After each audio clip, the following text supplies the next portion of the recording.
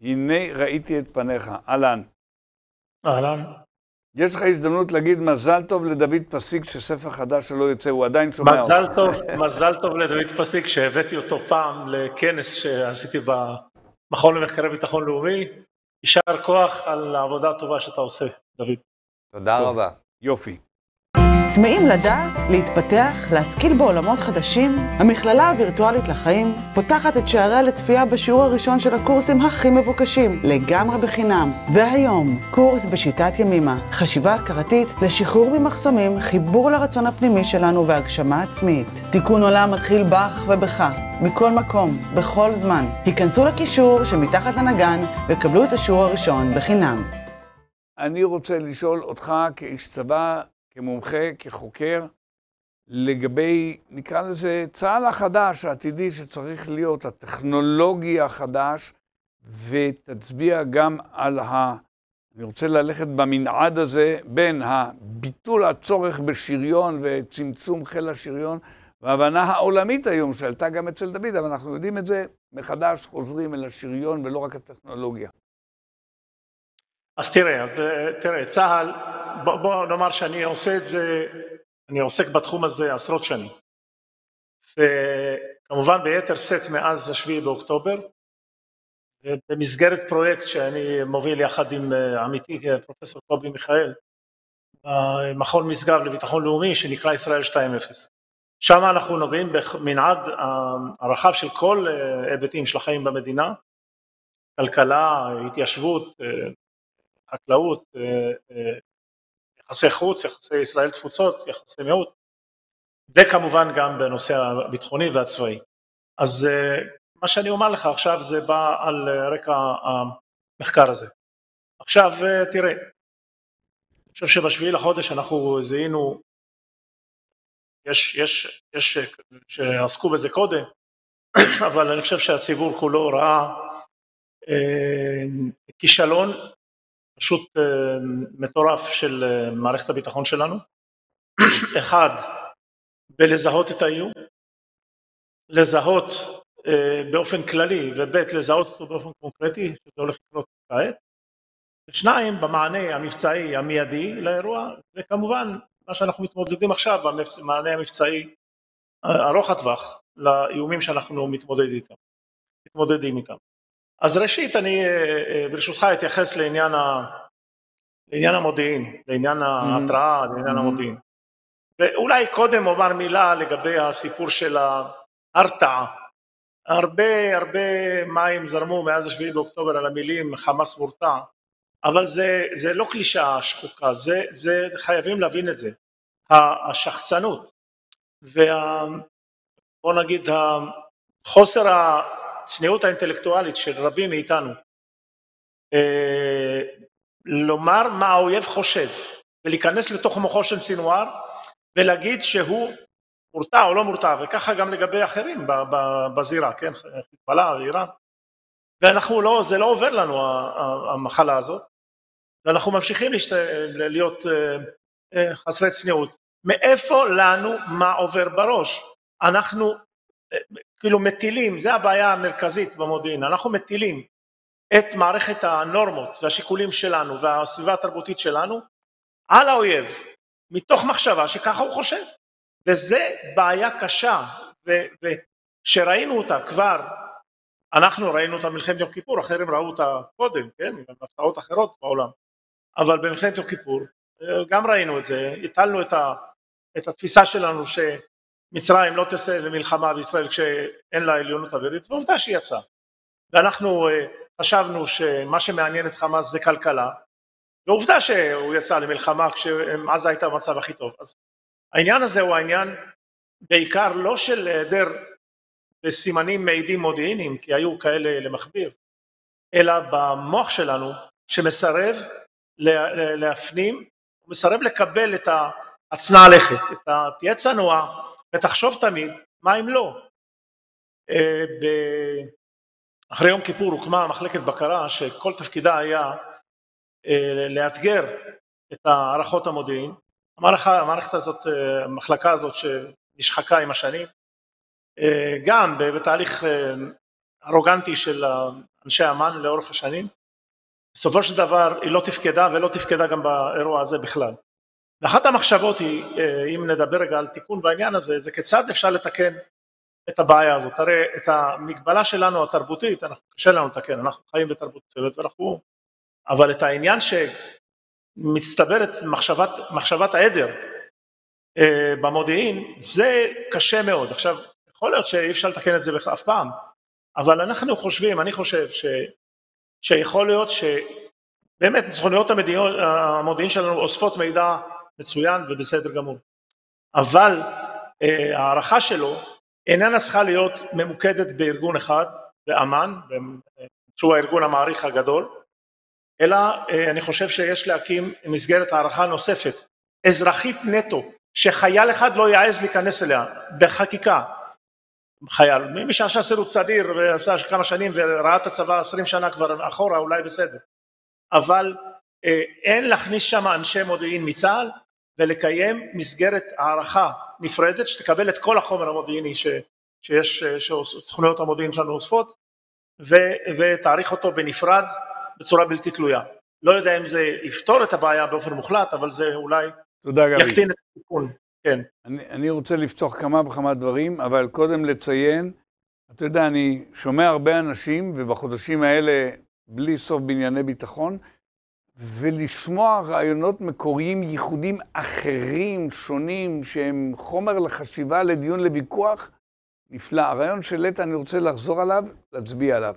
אתה אומר, בוא לא נעשה את כל האיפכה מסתברא, שיסתבר שמסתברא שהאיפכה הוא לא איפכה, וגם לא מסתברא ולא שום דבר לא. ויש לזה גם הסברים, דיברנו על זה כאן, לא ניכנס לזה, ואתה אומר, מה שהיה צריך להקים, זה בעצם, נקרא לזה, מודיעין אזרחי לתועלת הצבא. שהוא דדיקט לעבודה... רק לניתוח, לא צריך לאסוף. כן, ברור, לא איסוף ולא כל זה, ברור. מחלקה אזרחית שמשוחררת ממפקדים, מבוסים גדולים, מאלופים, מכל כיוצא באלה, ואני רק רוצה להרחיב, כשאני ראיתי השבוע, לא ראיתי את הכל, ראיתי קטעים, דומני בכאן עלה תחקיר ארוך וממצא מה שהתרחש בתוך המודיעין, ושזה מתחיל במפקד מלמעלה עד למטה, באמת הייתי אומר חמרמרו מעי, זאת אומרת, הדברים בגדול ידועים כבר, אבל אתה רואה את הפרטים היום ונורא. אתה אומר שאפשר לפתור את זה עם מחלקה שהיא פועלת מחוץ לגוף. אזרחית, לא, שאיננה תלויה במערכת הביטחון. עכשיו תגיד לי אני לא אומר שזה... מי יהיה המפקד שלה? אתה מבין? יש פה בעיה אנושית. אזרח. שיהיה כפוף למי? שיהיה כפוף למי? ניתן למשל לחשוב שזה יהיה כפוף למטה לביטחון לאומי, או כפוף לאחד ממשרדי הממשלה, אבל לא למערכת הביטחון. לא למשרד הביטחון, ולא לגורמים של מערכת הביטחון. משרד הביטחון הפך בכלל להיות סימביוטי עם הצבא. ולכן למשהו הצידה לגמרי. אולי, אני לא יודע, אולי בכנסת, אני לא יודע, צריך לחשוב. אני ביושבי עכשיו בכיסא, אני מדבר עם שני אנשים. אחד, איש קרבות ואיש צבא, אלוף משנה בצבא, קרבי, לא איזה... שתיים, אתה גם חוקר. במילא אתה גם הוגה וגם חושב. אתה יכול להגיד לי, המושג הזה שנקרא הרתעה. הוא לא חמקמק מדי ובלתי ניתן להערכה? הוא מאוד חמקמק ובלתי ניתן להערכה, אבל עדיין יש בו כמה, לא נשפוך את כל התינוק עם בדלי, עם המים עם התינוק. תראה, אנחנו ראינו שאנחנו לא מסוגלים להרתיע את איראן, גם ארצות הברית לא מצליחה להרתיע את איראן, הדונט המפורסם של הנשיא האמריקאי הזה, ראינו מה היה שווה ב-14 באפריל, ישראל לא מצליחה להרתיע את איראן, לא מצליחה להרתיע את חיזבאללה ולא מצליחה להרתיע את חמאס. אבל יכול להיות שבאלמנטים מסוימים כן ניתן. תראה, מושג ההרתעה בכלל הוא הגיע מהעולם הגרעיני. זה לא מושג שנולד בעולם הקונבנציונלי. הוא הגיע מהמושג הגרעיני שבו נקבע מה שנאמר... מאזן אימה. מאזן אימה של מה שנקרא השמדה הדדית מוחלטת. זאת אומרת, אם אתה תפגע בי, תדע לך שאתה תהיה מושמד. עכשיו, זה הסיפור של ההרתעה. אנחנו מנסים להכניס את זה לעולם הקונבנציונלי, וכנראה שם יש בעיה. אבל עדיין יכול להיות, אני עדיין חושב על הדברים, עוד לא בשל לגמרי לומר, שגם בעולם הקונבנציונלי ייתכן וניתן לייצר הרתעה, תלוי באיזה ממדים. אז אני חושב שלא המקום להרחיב כאן, כי זה בלבל את הסופים, אבל כשנהיה בשל יותר, אני חושב שנשמח לדבר על זה, אני עדיין לא בשל לזה, אבל עדיין אני אומר שהמושג הרתעה בעיקרו, הוא בעולם הגרעיני ולא בעולם הקונבנציונלי. טוב, אני רוצה לקחת את דבריך, אם כן לעולם הגרעיני. אני רוצה לספר לך על שיחה ב-2001, עם אדון עמי אילון, אז יוצא טרי של השב"כ. בסדר? קריירה צבאית מפוארת מאוד, וכך הלאה. התחילו אז לדבר על האיראן הגרעינית, ואני שאלתי אותו שאלה פשוטה. הוא אמר לי, אז לא צריך לחשוש וזה, בשמה, והכל מוקלט, זה היה רעיון ברשות השידור, והכל קיים. ואז אני אומר לו, מה אתה מזלזל בדבר הזה? הוא אומר לי, הם לא יעיזו להשתמש כי כל מיני דברים, הרתעה. הוא לא דיבר עלינו, הוא דיבר על הרתעה. ואז שאלתי אותו שאלה פשוטה. אני יודע הוא אמר שגם איראן היא מדינה רציונלית, עם רציונל משלה. אני אמרתי לו, אני מפוחד מדבר אחד. מהמטורף בין ה-85, שהוא כבר רגע לפני מותו, והוא יודע את זה. נניח אפילו שהוא חולה, אז הוא עוד יותר יודע את זה, ואומרים על נשיא איראן הנוכחי שהוא חולה מאוד. ויש לו נשק גרעיני, והוא אומר לעצמו, אני רוצה גם בעוד ש1,000 שנים יזכרו אותי. ואיך יזכרו אותי? פצצת גרעין כזאת, אחרת, קטנה כגדולה על ישראל. נניח שהם יחזירו לנו ויהרגו 40% מאיתנו, מה אכפת לי? תשמע, אני רוצה לומר לך שאני לא קונה את המשפט שעמי אילון אמר, אם הוא אמר, זאת אומרת, אני מצטט אותך, שאמר שיש להם רציונליות שלהם, ובזה פתר עצמו מהעניין הזה. אני אומר לך שאנחנו צריכים להבין שאנחנו לא מבינים את האויב שלנו, לא מבינים אותו. ולחשוב שיש לו שיקולים שאנחנו מסוגלים לדמיין אותם, לעולם התרבותי שלנו, בעיה קשה מאוד. לא, אנחנו לא מסוגלים, ולכן אנחנו צריכים לקחת בחשבון גם את האפשרות שהוא ינהג באופן מה שנראה לנו בעינינו מטורף לגמרי. זה מה שאמרת, רגע, אבל זה מה שטענתי. כן, זה מה שאתה טענת, אני פשוט אמרתי לגבי עמי אילון שאמר שיש לו איזה רציונליות לזה. אני איתך לגמרי. בוא נסמוך על הזיקה. בדיוק מה שאתה אומר. אתה יודע מה, אני מסתייג טיפה, זה מה שזכור לי מאותה שיחה, אבל אני לא... על זה תמיד אומר, אנחנו מסכימים, אז בוא נתווכח. תשמע, הסיפור הזה של הסיפור הגרעיני, ואנחנו אל לנו להקל ראש בעניין האיום הגרעיני האיראני. איראנים, אני לגמרי משוכנע, שברגע שתהיה להם יכולת גרעינית, יכול להיות שם מישהו שיתפתה להפעיל אותה על ישראל.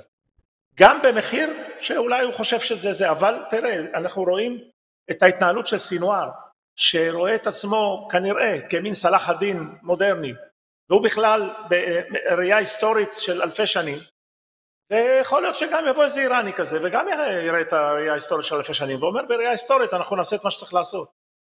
לכן אני חושב שאל לנו להקל בזה ראש, וישראל לא תוכל פשוט לקבל את העובדה שלאיראן יהיה נשק גרעיני, ותצטרך לסכל אותו. בצר לי כנראה שאנחנו נצטרך לעשות את זה לבד, כי השותפים שלנו, או מי שקראו ידידים שלנו, אינם רואים את המציאות בדרך הזאת, גם לא הממשל הבא לדעתי, אם זה יהיה טראמפ, אני מקווה, כן? אבל אם טראמפ יהיה הממשל הבא, אני לא בטוח שגם הוא יראה את הדברים בצורה הזאת, ולכן בסוף אנחנו לבדנו נידרש לתת מענה לעניין האיום הגרעיני האיראני, ולא עוד איומים במרחב הזה, אבל זו דעתי. וואו, מה שאתה אומר בעצם, אחד, קרוב לוודאי שיהיה להם נשק איראני, הרי הם צעד קטן, כפסע לפני, וקרוב לוודאי שלא יהיו לנו שותפים במאבק הצבאי נגדם להשמדת הנשק הגרעיני ביכולות הגרעיניות, ושלוש, שנצטרך לעשות זאת לבדנו עם כל המחירים. כן, אין לי, תראה, מה זה עם כל המחירים? תשמע, אנחנו באנו פה להקים בית לעם היהודי. נכון. וזה לא פשוט, צריך להסתכל על זה בראייה היסטורית ארוכת טווח, לא כאילו כל שנייה לשאול מה קורה, איפה אנחנו נמצאים. זה לא פשוט. ולכן אני חושב שבראייה היסטורית אנחנו צריכים לתת מענה, והמחירים יהיו המחירים, הנצח ישראל, המחירים יהיו אשר יהיו. ישראל צריכה להמשיך ולייצר את הבית של העם היהודי לנצח נצחים, ואם צריך לשלם על זה מחירים, נשלם על זה מחירים. וזה מה שאנחנו עושים בעודנו מדברים, הבנים שלנו נמצאים ונלחמים בעודנו מדברים. לכן אין לנו שום דרך אחרת. אני נזכר רק במילים של צ'רצ'יל, שהוא אמר, אני מתרגם אותו בתרגום חופשי מאנגלית, הוא אומר, אם שואלים אותנו מה המטרה שלנו, אז הוא אומר, אז המטרה שלנו זה ניצחון, ניצחון בכל מחיר, ולא עכשיו תתחילו לספר לי סיפורים, כולנו יודעים מה זה ניצחון. אז המטרה שלנו פה, אז אני אומר לך אלעזר, המטרה שלנו היא ניצחון בכל מחיר, אין לנו שום ברירה אחרת, אנחנו חייבים לנצח ואנחנו ננצח, גם את הגרעין האיראני. צמאים לדעת, להתפתח, להשכיל בעולמות חדשים? המכללה הווירטואלית לחיים פותחת את שעריה לצפייה בשיעור הראשון של הקורסים הכי מבוקשים, לגמרי בחינם. והיום, קורס בשיטת ימימה, חשיבה הכרתית לשחרור ממחסומים, חיבור לרצון הפנימי שלנו והגשמה עצמית. תיקון עולם מתחיל בך ובך, מכל מקום, בכל זמן. היכנסו לקישור שמתחת לנגן וקבלו את השיעור הראשון בחינם.